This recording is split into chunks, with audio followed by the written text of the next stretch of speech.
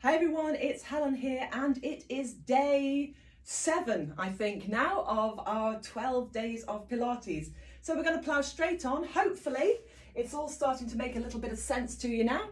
Let's start immediately by just pressing ourselves firmly into our tall standing position, thinking about the position of the head, thinking about the openness of the upper back, the shoulders, the length through the front edge of the hips that allows us length in the back of the body, that feeling of just being steady and firm, and the breath and the position of the breath, which is in through the nose, out through the nose of the mouth, into the fullness of the rib cage, not down into your tummy. All right, with all that in place, let's just start to sway, taking it forward, taking it back. Again, as I say every time, we are looking to be able to recognize that natural control that the body gives us when it feels we're off center. So you're going to feel, hopefully, a little tightening through perhaps the muscles of the upper thigh into the glutes, into the pelvic floor, into those abdominals, that feeling of slightly pulling those lower ribs together, those hip bones slightly drawing together, just noticing that switching on and off of our natural sense of balance and support. And then bring it back to center, straight back to center, into our side bends. Okay, so if you are really comfortable with this and you have no disc issues that are aggravated by extensive or weighted side bending, then you can, if you want to, take the hands gently just to the back of the head, no pressure forward, and add a little bit of weight into this. Now it does add a bit of weight into it, so be careful. The weight is, of course, entirely into the center of the feet now. So spread out the toes a little bit.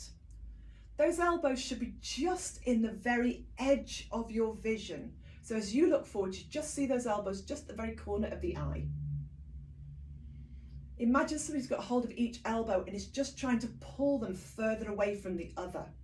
So we've got a sense of openness. And then bringing it back to center, releasing those arms if they're lifted. All right, straight into our foot pedals. So from here, we soften one knee, we bring the arm up, we drop the shoulder down, and we switch. Now again, it is a little bit of a balance. So you might find that this is enough, but if you wanted to, you could turn your head, only your head, as you lift and lower. And that movement of your head and moving your vision is what really challenges your balance. So if that doesn't work for you, just keep the gaze forward, find a little something that you can latch your eyes onto. And remember, as always, when we bend those knees, whether we bend the knees a little or a lot, we try to make sure that those knees line up with second and third toes. And then bringing it all the way back down, going into our heel raise, our calf squeeze, and our chest expansion. So we lift onto the ball of the feet, we bring it down, we place the weight at the center, we turn the arms back, and here we get the neck turn anyway. So if you didn't do it on the previous one, we get it here, you don't miss out. Those abdominals still engaged, just lightly. Think about just wearing or just trying to pull away from the material of your clothing. I don't like the idea of wearing clothing that's too tight. It's far too familiar to me. Brings back horrible memories. Arms just come to the corner of the eye, and just notice that as you press the arms back, you're putting length into the arms. So it is about pressing the arms down and back, rather than feeling that you're pushing back with your shoulders rising up. Okay, a couple more of those.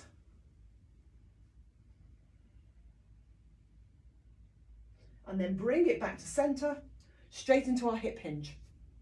So I turn side on for this so that you can absolutely see that I don't change the position of my spine. I might soften my knees a little bit.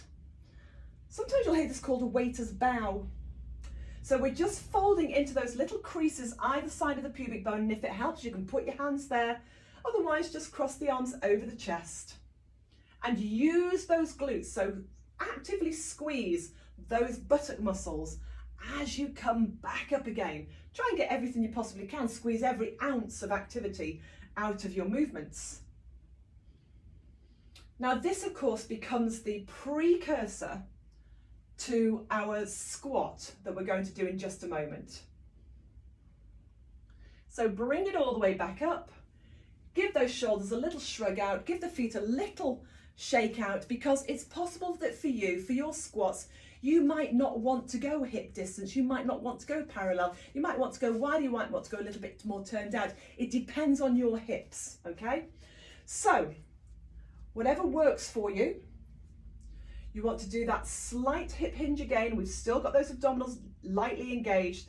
And then we sit back. So it's like we're pushing our bottom back as if to pick up something off the floor. Just watch out for that neck tension and then squeeze it back up again. If you don't like that, you could again put the arms over the chest. Quite a lot of people naturally want to press their arms forward. So whatever you do with your arms is your own business. I don't mind. It's up to you. You've done these a few times now, so you can probably, hopefully, getting a feeling of what works for you, what doesn't put strain in your back. For some people, when they take their arms forward, it puts strain into their lumbar spines. That doesn't work for them. So do what you need to do that's going to work for you. It's up to you, as I say, but this is, as we say, this picking something up from the floor position. Okay, that's what we want to be aware of, that we can get down deep enough to be able to pick something up without having to put strain into the back. Okay, let's bring it all the way back up and let's give those legs again a little shake out, and then bring yourself down onto your mat. You should have your mat handy by now, and we'll lay back to go into backstroke. Just trying to remember what we're doing today. Oh yeah. All right, so myself into a position where you can see what we're doing. So I'm taking a moment just to establish my position. I've got my pubic bone pressing forward, my hips are level, my hip bones are level to each other, my feet, my knees are in line with my hip bones. I've got that natural curve in my low back because I pressed some openness, some natural openness to the front edge of the body. My ribs are soft, although they're still moving with my breath. My arms rest down on the floor at the side of the body, the back of my neck is long, and my gaze is up and biased forward. If it's not, I have a little something behind my head to make sure it is. Okay, think again about that slight corset, that drawing together of those hip bones, that slight drawing back of the area of belly button down to pubic bone. And from here, keeping the pelvis very level and still, moving into your backstroke. And if you want to do single arm and opposite leg, you can do. Or after a couple of those, you might decide you want to do both arms as one leg extends forward. It's entirely up to you. It does of course mean there's a little bit more weight into the movement. So breathing out, extend away, breathing in, return to center. Keeping that pelvis really still, so once again as if we'd settled that pelvis into cement and it's set. It's just held in position. As we take the arm or the arms back, we should feel a nice openness into the side edge of the body. But we don't want to feel that we're trying to overdo that so that we end up reaching up with our ribs. So dropping the ribs down, even if that means the hand doesn't come to the floor. Don't make that your focus. Let's do a couple more of these. Think about that distance from fingertips to toes, diagonally through the body. You might notice a sense of length opening up into the front of the hip, just at the very top of the thigh. And then bring it back to center. Okay, palms just rest, pelvis is still, abdominals still lightly engaged as we move into our alternate knee float. Now again, be really switched on to the sensations of the moment that you lift the foot from the floor. And then again, that moment just before the foot touches the floor again. Because that's when there's most load into the movement. So pelvis nice and still. And the best way to do that is to slow your movement down. And I say that particularly for those of you that are very familiar with this. Okay, so before you go rushing headlong off, not really thinking about what you're doing because you've done it 1,000,001 times without exaggeration. Now I am also now going to give you an alternative, but this is for the people who are a little bit more practiced. So if this doesn't work for you because you're quite new to the technique, or perhaps you can't hold the position of the pelvis still, then stay with what we've done up till now. Otherwise, you can float first the one knee, hold that in place, be really prepared for the extra weight, so press and root down through the back of your pelvis, and without being pulled forward, bring the second leg alongside. Now keep that second leg in place and carefully place that first leg back down. It gets heavier the closer it gets to the floor. And then back down with that second leg. And then we change the lead leg. So I'm going to go with my left leg first this time. So I'm floating my left leg up. I'm pausing at the top of the movement with my left leg. I'm rooting into the back of my pelvis. I'm keeping those same distances from breastbone to pubic bone, and I'm lifting my right leg. I'm going to keep my right leg in place as I slowly, carefully replace my left foot to the floor, and then my right. And then my right leg again. So we go to an up, up, down, down, as opposed to an up, down, up, down. But if up, down suits you better, then do that. This is just a progression for those of you that are ready for it or are already familiar with it. But I have to tell you, it's a heavy, excuse me, a heavy movement. So you should really, really know about it, regardless of how long you've been doing Pilates. When you lift that second foot from the floor, you should really feel those abdominals kicking in, trying to hold you in position. And if you don't feel that, I suggest you slow down what you're doing and bring it back down to center. Good, okay. Very often we just go too fast because we're too familiar. Walk those feet closely together. So we've got the feet and the knees together. Going to take the arms out, drop the shoulders down. We did this for the first time yesterday. This is our double hip roll. So remember, both feet in one shoe, both leg in one trouser leg, and we just move across the pelvis. Now the telltale of this is, well, it's twofold really. If you don't keep the legs squeezing together as if they were glued together, then you will find that both feet will stay to the floor, and actually we just want to be resting onto the outside edge of one foot, even if you're in a reduced range of movement.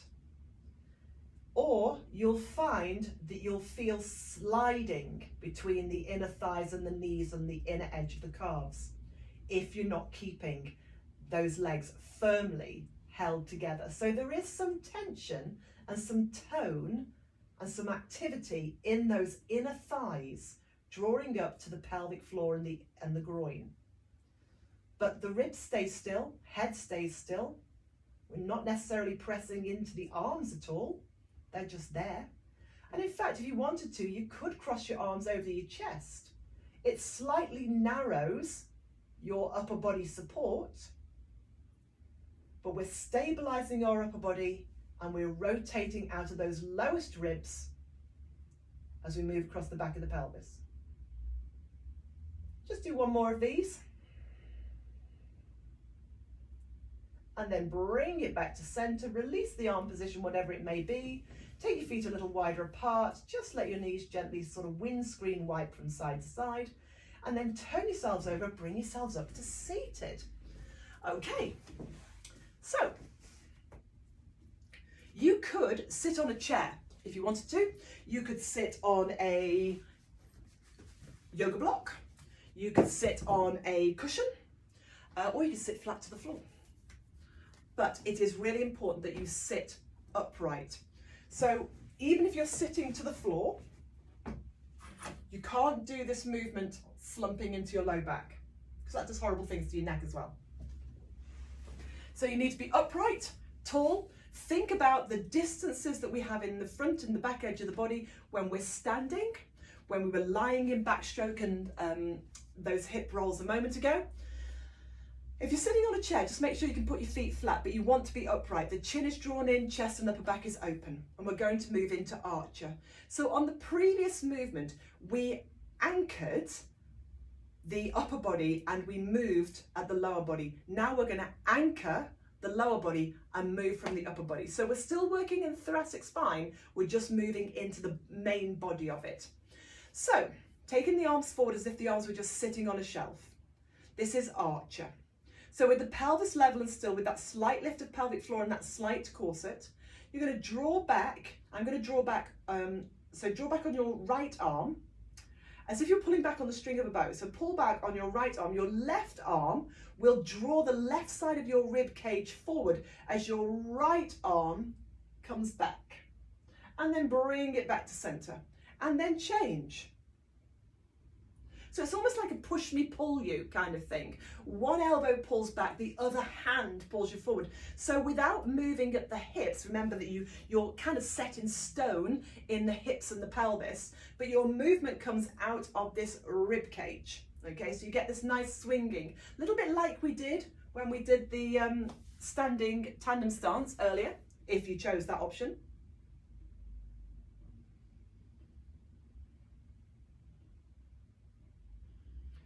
Imagine every time you add this rotation that you grow a little taller. So it's like you're corkscrewing upwards out of the ground, opening up even more space in your spine. Your arms are long as they reach forward. Your elbow pulls back and really opens across the front of the chest.